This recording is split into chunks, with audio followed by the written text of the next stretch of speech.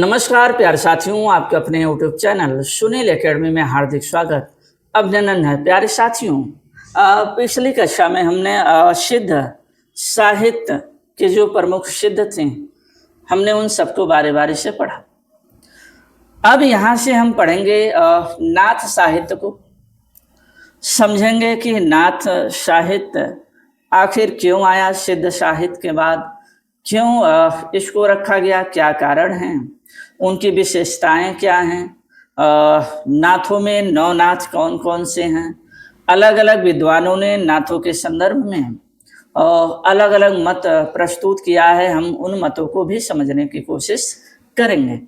आइए हम क्लास की तरफ चलें और समझें कि शुरुआत कहाँ से होती है। तो सबसे पहले समझेंगे प्यारे साथी कि नाथ साहित्य है क्या। देखिए, आदिकाल में भगवान शिव, जिनको आदि नाथ भी कहा जाता है, जो कवि थे, इनके बहुत बड़े जो है उपासक थे और उपासना के साथ साथ वह साहित्य की भी रचना किया करते थे। आज हम उन्हीं साहित्य को नाथ साहित्य के नाम से जानते हैं। नाथ पंथ का जो प्रवर्तक माने जाते हैं वह माने जाते हैं मत्स्येंद्रनाथ। इनको मत्स्येंद्रनाथ भी कहा जाता है और यह सर्वमान्य मत है। यह सर्वमान्य मत है।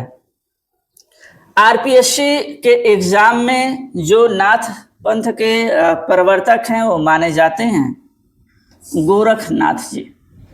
इस बात का पूरा आप ध्यान रखेंगे। अगर आप आरपीएससी के किसी भी एग्जाम में आप बैठते हैं और वहाँ पूछा जाता है कि नाथ पंथ के प्रवर्तक कौन कौन थे, तो आप सीधे बताएंगे कौन, गोरखनाथ जी। तब आप मत्स्येंद्रनाथ जी को नहीं बताएंगे। किस एग्जाम में? आरपीएससी के एग्जाम में। चाहे आप किसी भी लेवल का एग्जाम दे रहे हों, अगर आ गया आरपीएससी में तो आप सीधे सीधे बताएंगे क्या, गोरखनाथ जी को। चलिए हम आगे बढ़ते हैं। अब नाथों के समय में के बारे में बात करें तो डॉक्टर रामकुमार वर्मा जी नाथों का समय 12वीं शताब्दी से लगाए 14वीं शताब्दी तक मानते हैं। इस बात को भी आप ध्यान रखेंगे, यह सर्वमान्य मत है। नाथ पंथों के विषय में कुछ विशेष तथ्य दिए गए हैं। आइए समझते हैं वो तथ्य क्या है। देखिए, गोपीनाथ कविराज द्वारा रचित गोरक्ष सिद्धांत संग्रह में नाथों की संख्या 9 मानी गई है।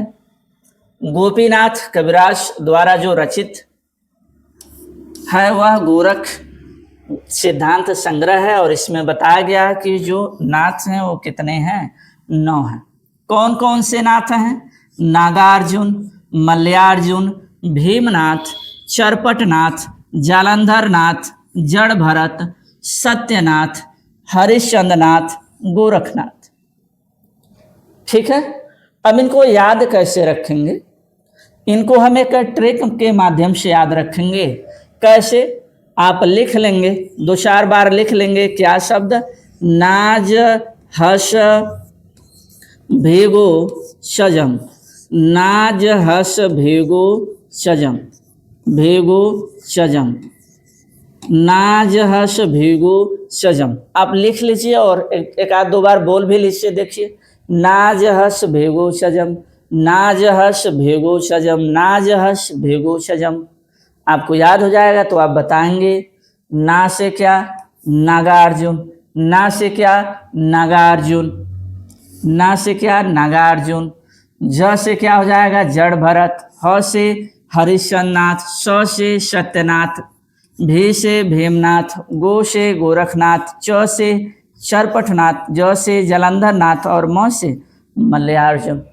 तो क्या आप ध्यान में रखेंगे? नाज हस भेगो सजम। ठीक है ना।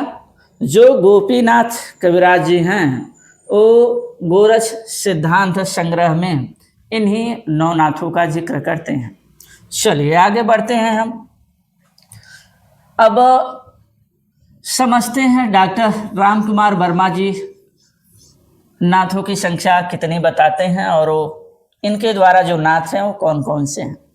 तो डॉक्टर रामकुमार वर्मा जी नाथों की संख्या ये भी 9 मानते हैं, लेकिन ये कहते हैं कि जो गोपीनाथ जी बताए हुए हैं वो नाथ नहीं है, वो यह हैं, कौन है? आदिनाथ जिनको शिव कहा जाता है, मत्स्येंद्रनाथ जिन्हें मच्छेंद्रनाथ भी कहा जाता है, गोरखनाथ, गाहिनीनाथ, चरपटनाथ, ज्वालेंद्रनाथ, चौरंगीनाथ, भर्तहरिनाथ, गोपी चंद्र नाथ। यह किनके अनुसार? डॉक्टर रामकुमार वर्मा के अनुसार। इस बात को भी आप ध्यान रखेंगे। साथ साथ कुछ विशेष तथ्यों को भी आप ध्यान रखेंगे, जैसे आचार्य रामचंद्र शुक्ल भी नाथों की संख्या कितनी मानते हैं? 9 मानते हैं। आचार्य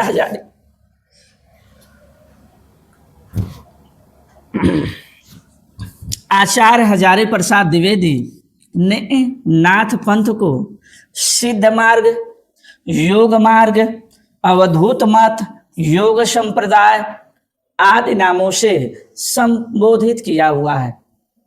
जो आचार्य हजारे प्रसाद द्विवेदी जी हैं वो नाथ पंथ को सिद्ध मार्ग, योग मार्ग, अवधूत मत, योग संप्रदाय आदि नामों से जो है संबोधित करते हैं। प्यारे साथियों, आज के क्लास में हम यहाँ तक समझते हैं। कल से क्लास थोड़ी लंबी हो जाएगी, क्योंकि थोड़े से कंटेंट को और बढ़ा कर दिया जाएगा ताकि आपके क्लासेस के जो आदिकाल से आधुनिक काल की चीज़ें हैं वो थोड़ा शीघ्र ही जो है थोड़ा जल्दी से ही समाप्त हो जाए। ठीक है ना? तो मिलते हैं अगले क्लास में नए कंसेप्ट के साथ। तब तक के लिए नमस्कार। जय हिंद, जय भारत।